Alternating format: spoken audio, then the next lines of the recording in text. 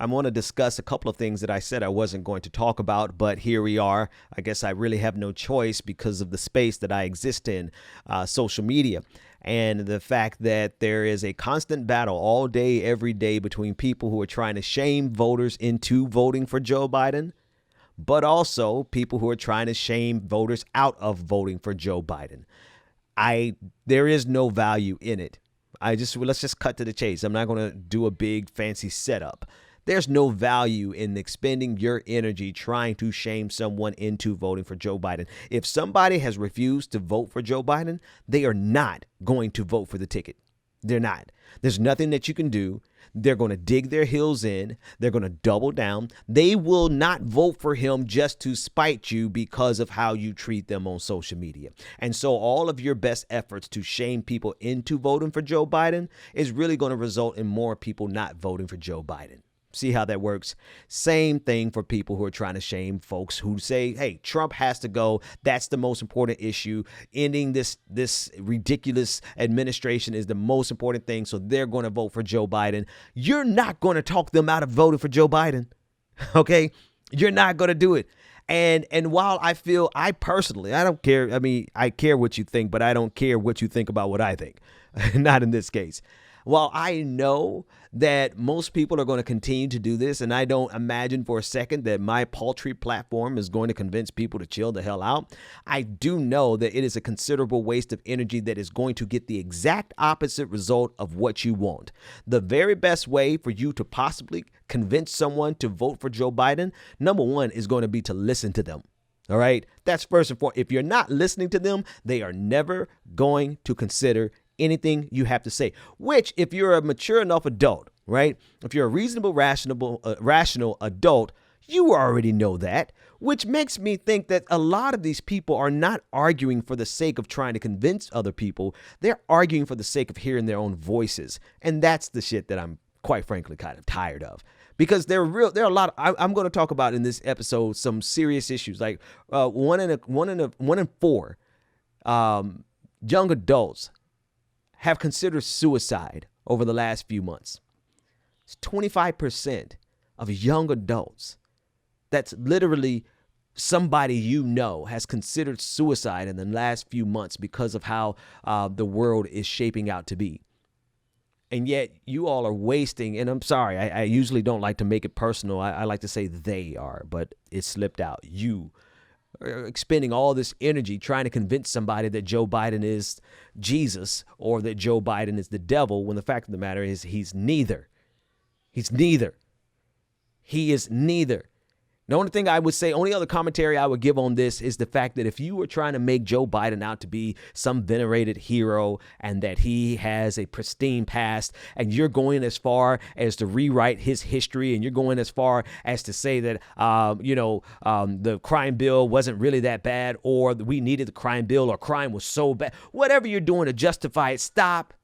Just stop. Can we be mature adults in this thing for a second and just admit, yeah, Joe Biden is a pretty crappy person. He, in terms of his politics, he might be a genuinely nice guy. I don't know. He sounds like he's a pretty creepy guy. But in terms of his politics, he definitely sucked.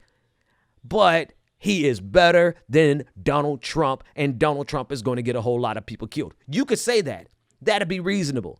But the problem is that people won't stop there. They have to go and make him to be some type of a knight in shining armor that people just don't understand. And if you just would stop being so, have such a litmus test, then you would see that no, folks, stop that.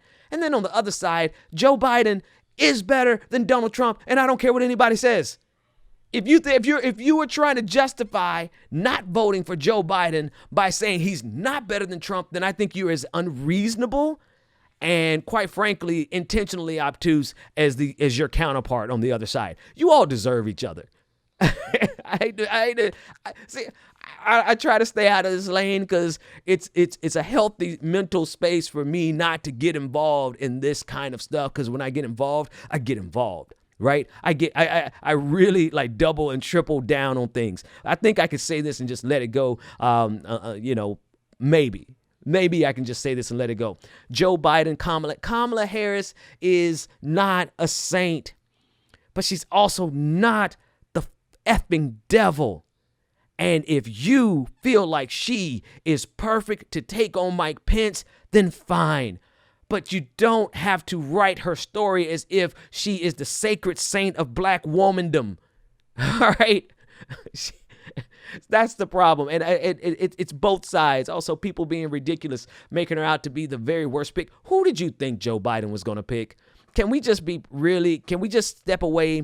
Can everyone step off of the ledge for 1 second? I'm not just talking about leftists who hate Kamala. I'm talking about liberals who love her. Let's take a step back from that. The problem with this veneration of politicians is that in order for you to get up, to like them enough to go out and make phone calls for them, maybe it's the case that you have to just, you have to be a fan of a politician. And that's a problem in and of itself. Like, you absolutely should not be a fan of a single politician. Not Barack Obama, not Kamala Harris, not Bernie Sanders. I've said this before. Go check my receipts. Don't be a fan of a single politician. Because when you are a fan of a politician, they instantly know they have a certain leverage over you that they cannot be held accountable through. They cannot be held accountable. So you cannot tell me simultaneously that you're going to hold the Biden-Harris ticket and administration accountable when you're fanning, you're standing, you're being a sycophant. I know every single one of their path. I've covered it extensively. I know Kamala's work as a prosecutor. I know Joe Biden's work in the 94 crime bill. So you cannot sit here and tell me that they are the patron saints of saving America. But at the same damn time, you're not going to tell me that they would not be a market improvement from Donald Trump, who's doing everything that he literally can right now to make sure that you can't vote by mail, even though he and his wife literally just got their mail-in ballots to the White House yesterday. Okay, so it's somewhere in between. It's not an equivalence. I don't even care. Even if it is a false equivalence, whatever the case may be, you're not going to convince somebody to vote for Joe Biden or to vote against Joe Biden. Did I say that right? I don't even know if I said it right, but you got the point. The point is, there are a lot of serious issues happening right now, and who the president of the United States is going to be is sort of one of them, because if it's Donald Trump, I guarantee you we're going to see at least 250,000 new deaths from COVID-19, particularly because of how he's handling it, and you can't nobody convince me otherwise. So everything else that's going on, I get it. I know the problems with all these candidates, but if you're trying to convince people to vote for him, I can tell you this much. You're not going to do it if you keep trying to shame them and trying to tell them that they have to do something. The only way you're going to accomplish it is if you actually listen to them. And even then, that might not work. But whatever the case may be, everybody just chill the hell out.